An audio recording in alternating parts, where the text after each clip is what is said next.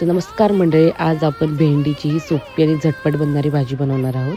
त्यासाठी मी गरम तेलामध्ये जिरं, मोहरी, बारीक चिरलेला लसूण आणि बारीक चिरलेली हिरवी मिरची ॲड केलेली आहे। त्यानंतर त्यामध्ये मी ॲड करणार आहे कढीपत्ता आणि हिंग आपण ह्यामध्ये थोडंसं ॲड करणार आहोत।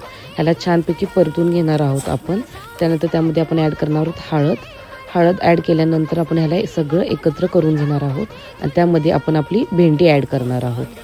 भेंडी त्यामध्ये आपण ॲड केली की छानपैकी आपण ह्याला परतून घेणार आहोत भेंडीला आणि त्यामध्ये आपण ॲड करणार आहोत चवीनुसार मीठ आणि चवीनुसार मीठ ॲड केल्यानंतर ह्याला छानपैकी आपल्याला परतायचं आहे।